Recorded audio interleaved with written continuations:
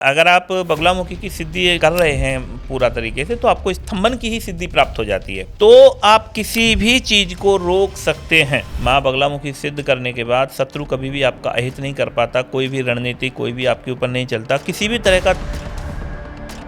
तो सर, दर्शन होने से पहले क्या उनके कोई अनुभव भी होते हैं? उनमें अनुभव है कि माता कभी दिखाई दे सकती है, माता का जो एक स्वरूप है वो आपको दिखाई दे सकता है, उनकी जो योगनियां है वो आपको दिखाई दे सकती हैं। अगर आप मांग रख रहे हो माता से तो आप तंत्र कर रहे हो, निस्वार्थ आप कर रहे हो तो आप भक्ति कर रहे हो। भक्ति में और तंत्र में एक।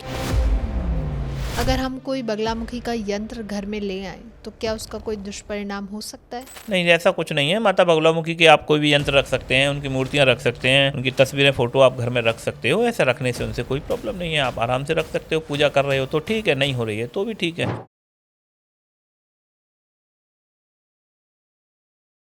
नमस्कार, स्वागत है आपका आज के नए पॉडकास्ट सीरीज के साथ, जहां हम आज बात करने वाले हैं उस ऐसी शक्ति की जिसको हम 10 महाविद्या में भी पूछते हैं, माँ बगलामुखी।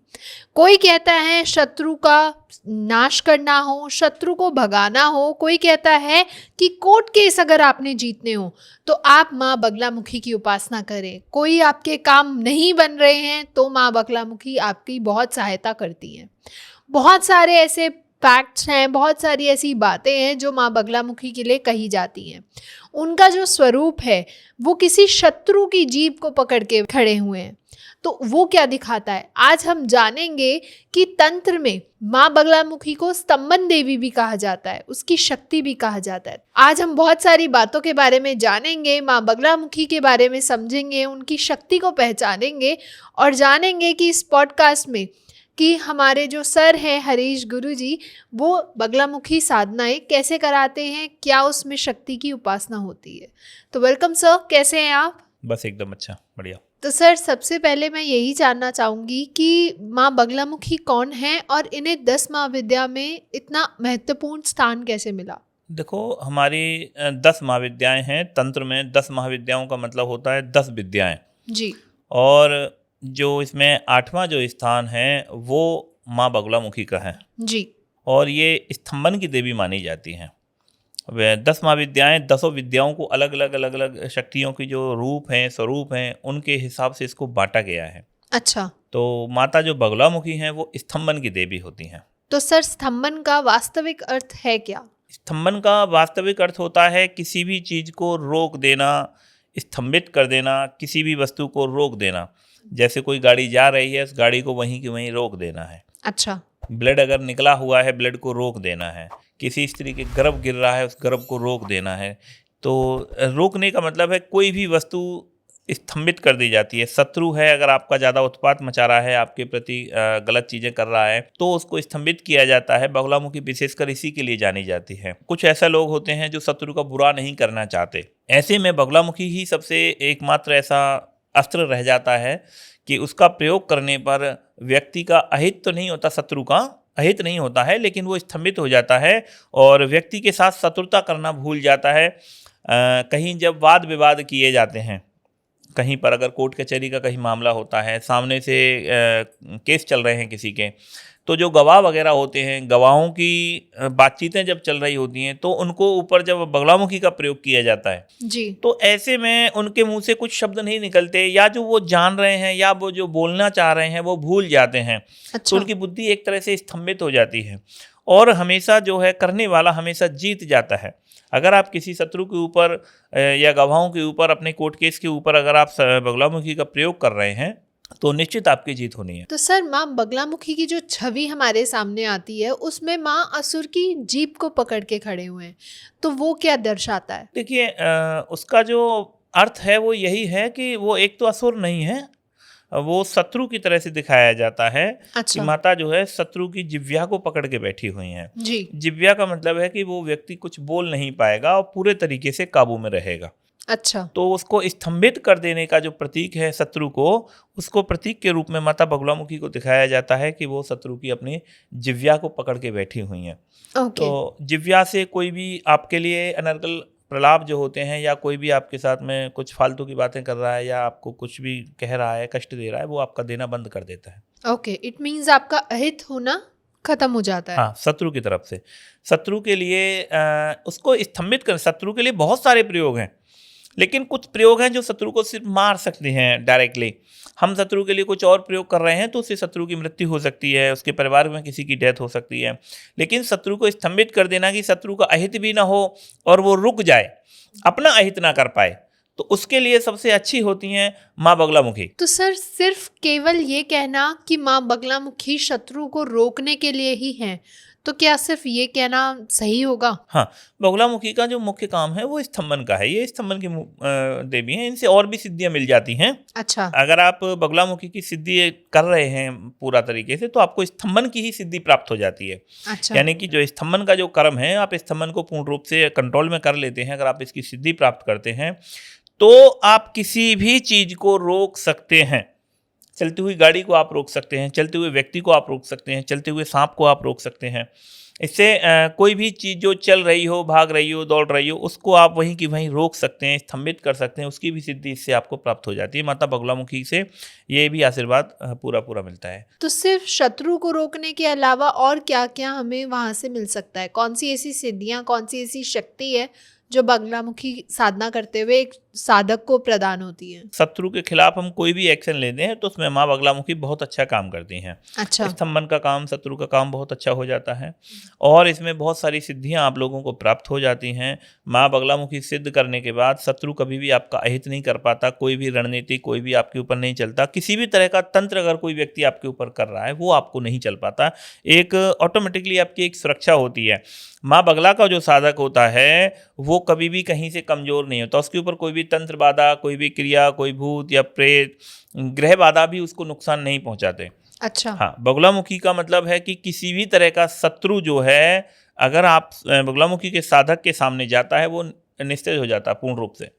ठीक है। उसका कोई भी प्रभाव नहीं रहता। अगर कोई भी किसी भी तरह की दुष्ट शक्ति को आपके पास भेजता है और आप अगर बगलामुखी के साधक हो तो वो शक्ति ऑटोमेटिकली आप निस्तेज हो जाएगी, प्रभावहीन हो जाएगी। आपके ऊपर वो तंत्र, वो क्रिया, वो विधि काम नहीं करेगी। चाहे रक्षा कोई भी सुरक्षा, हो। हाँ, चाहे कोई भी हो, उसने कोई ऐसा भी तंत्र किया हो। बगलामुखी इस मामले में मतलब 10 महाविद्या हैं, महाविद्याओं में इनकी गिनती है। तो ये कोई छोटी मोटी भूत प्रेत नहीं है, देवी नहीं है, देवियों में भी उच्च दर्जा प्राप्त है इनको महाविद्याओं का। तो बगलामुखी की जो साधना अगर साधक कर रहा है, घर पे अगर उसने प्रोटेक्शन लगाया हुआ है, माता बगलामुखी से प्रार्थना कर रखी है, तो आपको पूर्ण सुरक्षा इनसे प्राप्त हो जाती है और शत्रु का अहित 100% इनसे हो जाता है। अगर कोई बार बार अगर आपको परेशान करेगा और आप माता बगलामुखी से प्रार्थना भर कर दोगे तो शत्रु जो भी है उसका स्तंभित हो जाएगा या आपको परेशान करना बंद कर देगा। उसके साथ अहित भी हो जाता है, कभी कभी भी जाता है। ओके।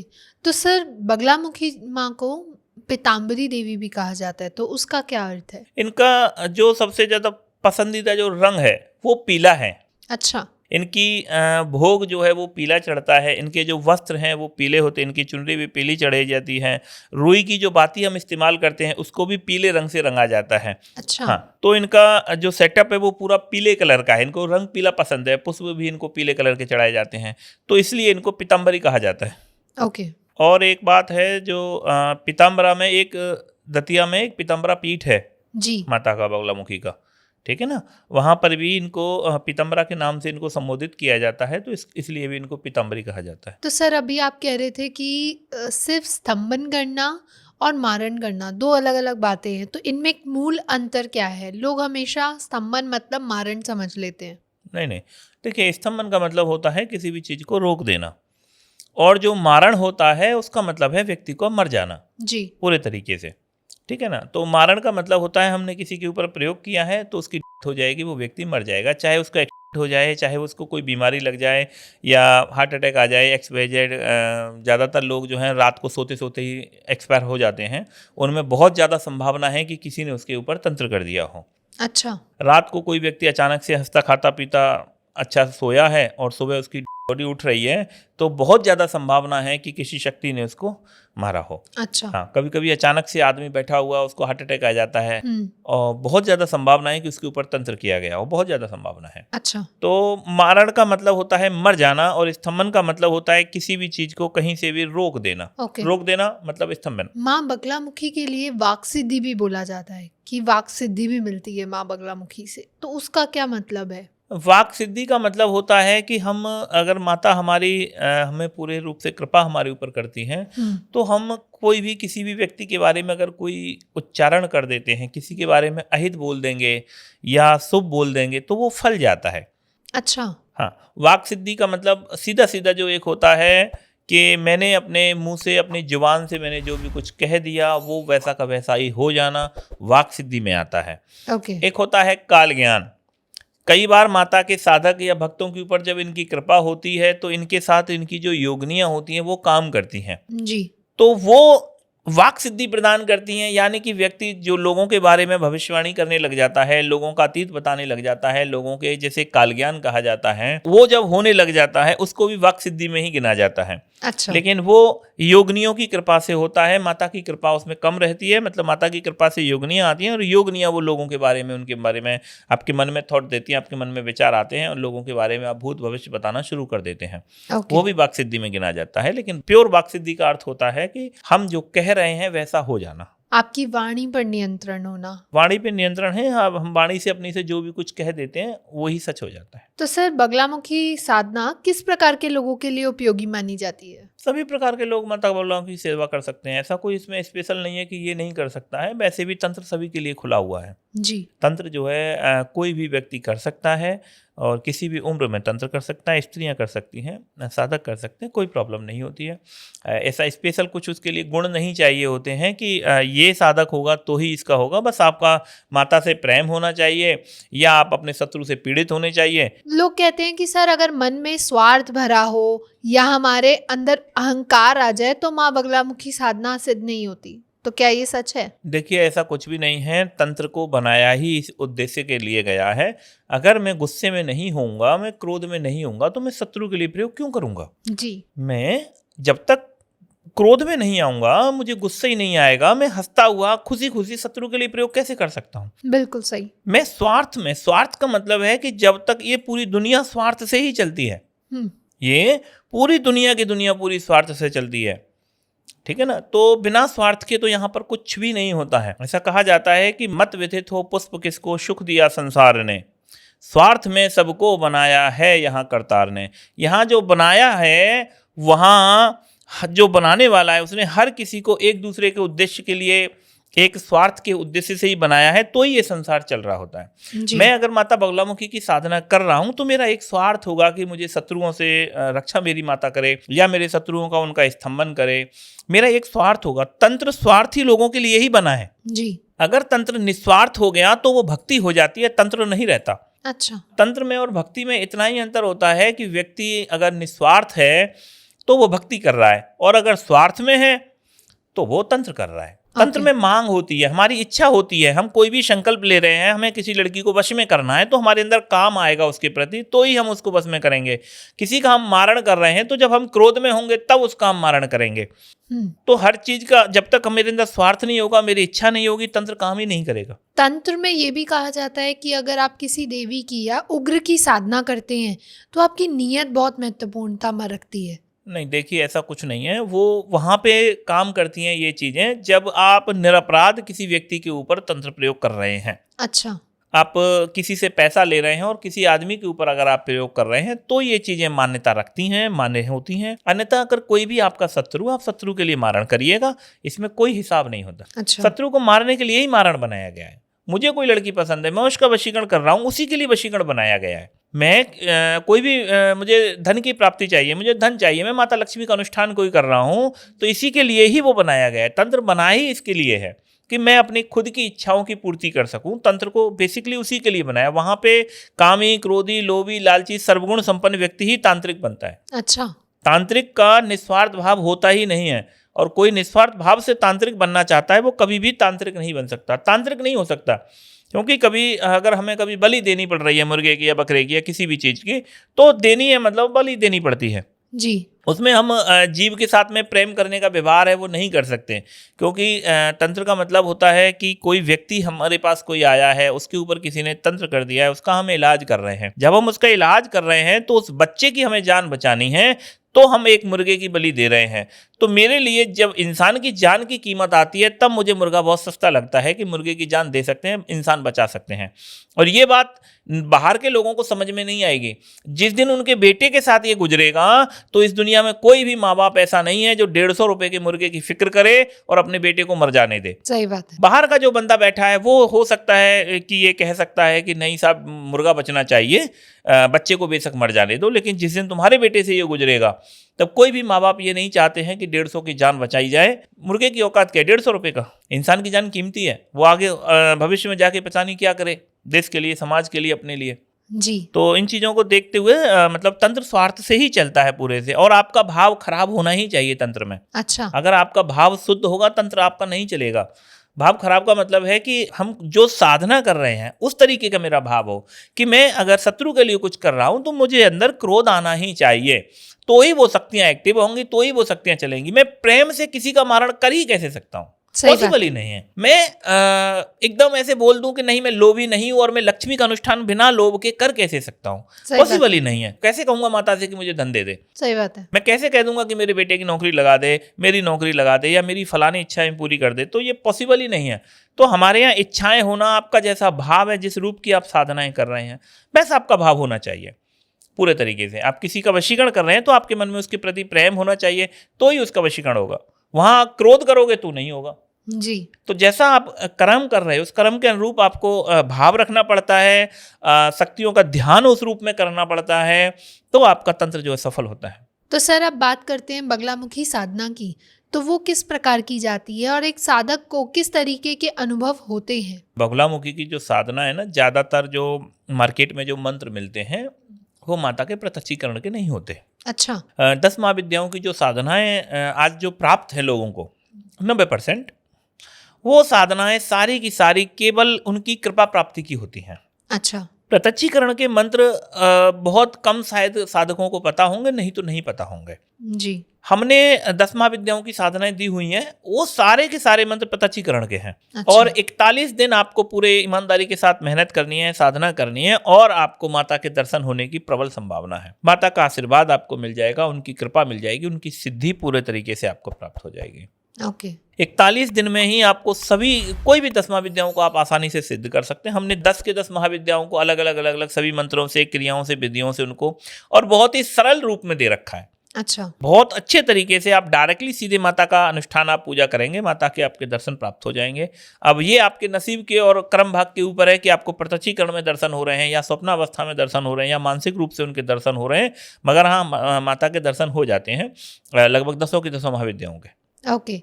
तो सर दर्शन होने से पहले क्या उनके कोई अनुभव भी होते हैं? अनुभव तो देखो हर शक्ति का अपना अलग अलग होता है। जी। ठीक है ना। जैसे माता बगलामुखी है, उनमें अनुभव है कि माता कभी दिखाई दे सकती है, माता का जो एक स्वरूप है वो आपको दिखाई दे सकता है, स्वप्न अवस्था में दिखाई दे सकता है।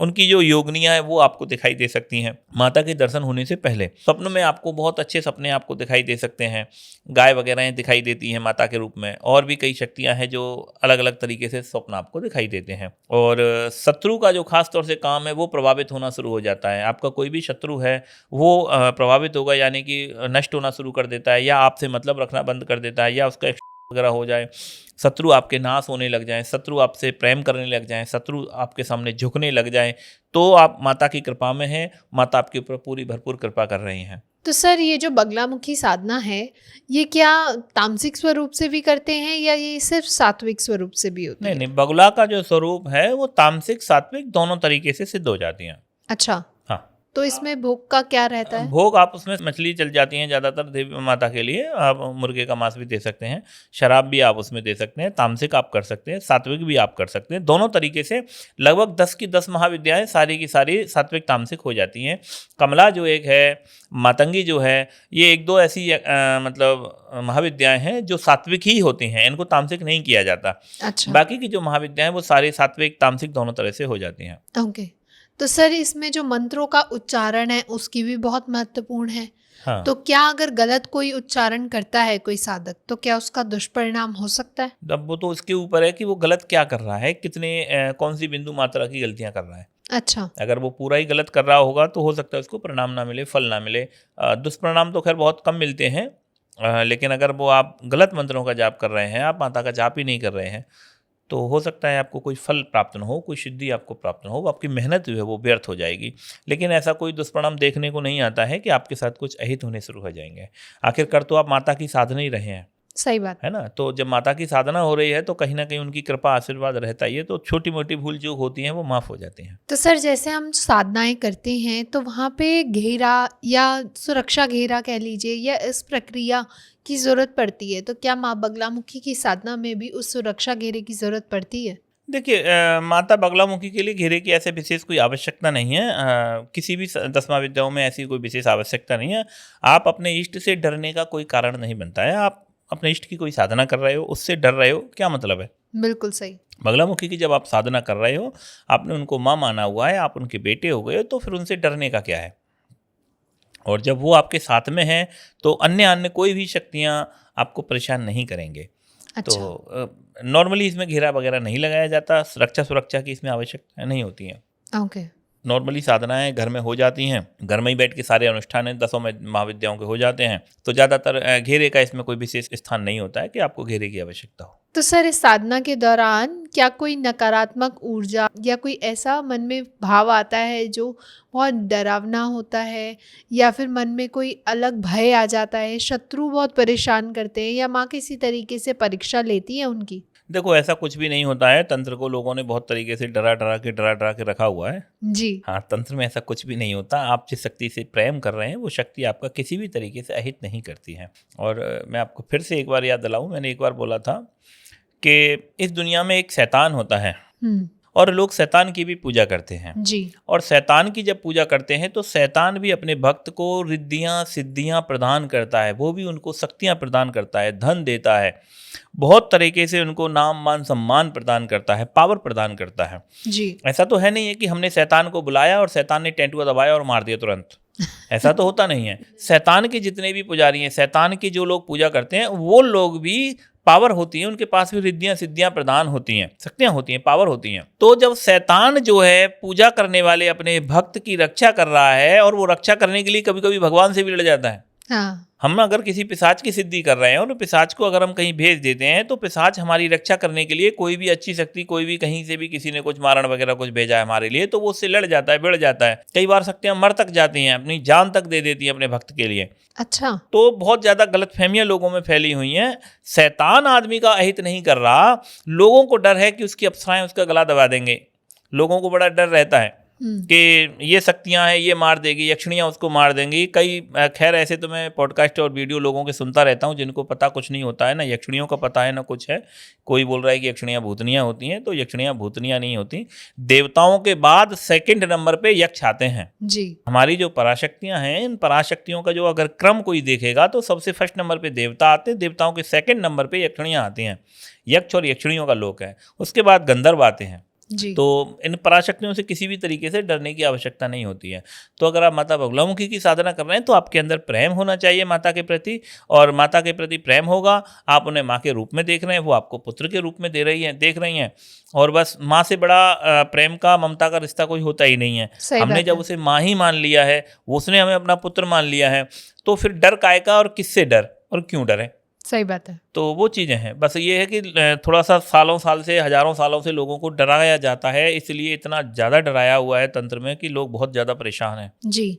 जैसे हम काफ़ी शक्तियों की भी बात करते हैं कि वो प्रत्यक्षीकरण होने से पहले थोड़ी परीक्षा लेती हैं अपने भक्त की। परीक्षा नहीं कह सकते हैं, शक्तियाँ अपने स्वरूप में ये आती हैं, उससे ही लोग बोल देते हैं कि वो परीक्षा ले रही हैं। अच्छा। जैसे कि मैं भैंस की पूजा करूँ, जी। अब भैंस अपने रूप में आके खड़ी हो जाए मेरे सामने, अब मैं उसे देख के डर रहा हूं, तो ये मेरी गलती है। भैंस थोड़ी कुछ अपना अलग से कुछ बना के आएगी रूप अपना, वो जैसी है वो वैसे ही तो आएगी। जी। जिन्न बेचारे की हम साधना कर रहे हैं, जिन्न जैसा है वो वैसा ही आके खड़ा हो जाता है। अब तुम उसे देख के डर रहे हो, इसमें तुम्हारी गलती है। जिन्न बेचारा क्या करे? सही बात है। कोई भी शक्ति, आप पिशाचनी की साधना करो तो पिशाचनी जैसी होती है वो वैसी ही तो आएगी। अब उसको देख के आप डर रहे हो, इसमें वो बेचारी क्या करे? वो तो है ही, वो सुंदर सी थोड़ी बन के आएगी। सुंदर से थोड़ी बन के आएगी। जो शक्ति जिस रूप में है वो उसी रूप में ही तो आपके सामने आएगी। उसे ही बस लोग बोलते हैं कि वो डरा रही है, डरा नहीं रही है, वो वैसी है, वैसे की वैसी रह रही है। डर जो है, कभी कभी इतर योनियों की जो साधनाएं होती हैं उनमें एक माहौल ऐसा बन जाता है, अगर आप तंत्र की ज़्यादा नीचे वाली साधनाएं कर रहे हैं, बहुत ज़्यादा गंदी साधनाएं अगर आप कर रहे हैं, जैसे आप मुंजा कर रहे हैं, 1.5 फुटिया कर रहे हैं, बावड़ा कर रहे हैं, खबीस या पिशाच की साधनाएं अगर आप कर रहे हैं, तो इन साधनाओं में, ये निम्न योनि की साधना है, इन साधनाओं में डर लगता है कि वहाँ रोना, चीखना, चिल्लाना, वहाँ पे बहुत तरह की आवाज़ें आ रही होती हैं, क्योंकि उस समय जब आप साधना कर रहे हैं तब आप बहुत ज़्यादा सूक्ष्म हो जाते हैं और ये जो पारलौकिक दुनिया है उस दुनिया को आप देखने लग जाते हैं। आप प्रेत की साधना कर रहे हैं तो एक तरह से आप प्रेत लोक पहुंच गए। अब प्रेत लोक में वहाँ पे जो रोना, चीखना, चिल्लाना, जो कुछ वहाँ हो रहा है वो सब आपको सुनाई पड़ने लग जाता है। वहाँ पे बहुत सारे प्रेत हैं, वो दिख रहे हैं, वो आपको दिखने लग जाते हैं। पिशाचों की साधनाओं में बहुत तरह के पिशाच हैं, उनका स्वरूप रूप थोड़ा डरावना होता है। हो सकता है उनमें से कोई प्रेत पिशाच आपके आकर के ऐसे डराने लग जाए, आपको बोले कि भागो यहाँ से, वो एक अवस्थाएं होती हैं। लेकिन अप्सराओं की साधनाएं हो गई, यक्षिणियों की साधनाएं हो गई, ये बहुत सौम्य साधनाएं होती हैं, आप आराम से इनको घर बैठ के कर सकते हैं। और ये माता बगलामुखी की साधना तो कहना ही क्या, ये तो बहुत उच्च कोटि की साधना है। तो माँ बगलामुखी की जो साधना है वो सिर्फ तंत्र से की जा सकती है या अगर भक्ति मार्ग से कोई करना चाहे उनकी उपासना तो वो भी कर सकता है? हाँ, भक्ति से भी हो सकती है, उसमें कोई प्रॉब्लम नहीं है। तो तंत्र में और भक्ति में क्या फर्क रहता है साधना मैंने वही के द्वारा? बताया ना, अगर आप मांग रख रहे हो माता से तो आप तंत्र कर रहे हो, निस्वार्थ आप कर रहे हो तो आप भक्ति कर रहे हो। भक्ति में और तंत्र में एक ही चीज का फर्क है, वो है इच्छा। अच्छा। अगर आप मांग रहे हो देवता से कुछ बदले में कि मैंने ये जो तेरी पूजा की, इस पूजा के बदले मुझे तू ये प्रदान कर, तो वो सौदा हो गया। ठीक है, ठीक है ना, वो तंत्र हो गया। और अगर आपने केवल सेवा की कि भाई मैं तो सिर्फ तेरी सेवा कर रहा हूं, मुझे तुझसे कुछ नहीं चाहिए, मैं बस सिर्फ तेरी सेवा कर रहा हूं, वहां सिर्फ केवल प्रेम है, वहां निस्वार्थ भाव है, तो भक्ति हो गई। लेकिन कोई भक्त भी तो कहता है कि माँ मैं तुम्हारी भक्ति करता हूँ और मेरे ऊपर अपना आशीर्वाद। बस वो आशीर्वाद मांग लिया तो आप तांत्रिक बन गए पूरे तरीके से। आपने माँ से मांग ही लिया कुछ, अच्छा, आशीर्वाद भी मांग लिया। आपने बोल दिया कि मेरे परिवार को सकुशल रखो, अच्छा रखो, बढ़िया रखो, या आपने उनसे बोल दिया माता आप मेरे ऊपर कृपा करिए, तो भी आप तंत्र ही कर रहे हो। फिर आप भक्ति की गलत फहमी में हो सकते हो, लेकिन एक्चुअली में आप तांत्रिक बन गए। आपके अच्छा। मन में भाव आ गया है कि माता मुझे कुछ दे, और आप जो भक्ति कर रहे हैं वो उसी की कीमत से ही फिर तुम्हें देगी, तो फिर वो भक्ति नहीं होती है, फिर वो सौदा होता है। अच्छा, इससे बेहतर है कि आप खुला खुला सौदा करो। बिल्कुल। तभी आजकल लोगों के मन में भक्ति को लेके एक अलग ही कंसेप्ट है कि हम भक्ति कर रहे हैं और माँ हमें कुछ ना कुछ ज़रूर प्रदान। नहीं, वो भक्ति होती ही नहीं। भक्ति तो उसी वक्त मर जाती है जब आपने मांग लिया। भक्त का मतलब है मैं निस्वार्थ भाव से केवल सिर्फ प्रेम से बस पूजा कर रहा हूँ, उसके बदले मुझे कुछ नहीं चाहिए, कुछ भी नहीं चाहिए, वो दे तब ना लूँ, तो होती है भक्ति। अच्छा, लेकिन अगर सामने वाला दे रहा है और मैं ले भी रहा हूँ तो फिर भक्ति खत्म हो गई, वहाँ फिर वो स्वार्थ सौदा हो हो गया, गया। स्वार्थ आ गया, फिर वो सौदा हो गया। सौदा हो गया तो फिर तंत्र स्टार्ट हो गया। तो क्या बगलामुखी साधना में यंत्र और मंत्र अपनी अलग अलग भूमिका निभाते हैं? हाँ, लगभग सभी साधनाओं में, जिन साधनाओं में यंत्रों का इस्तेमाल किया जाता है वहाँ पे सबका अलग अलग रोल रहता है, और यंत्र से अलग से आपको शक्ति प्राप्त होती है, पावर प्राप्त होती है। ओके, तो इस बगलामुखी साधना में किस तरीके के यंत्र और मंत्र लगते हैं? हम लोगों ने जो साधनाएं दे रखी है उसमें यंत्र का जिक्र नहीं है। हमने जो साधना दे रखी है वो केवल आपको मांत्रिक साधनाएं करनी है।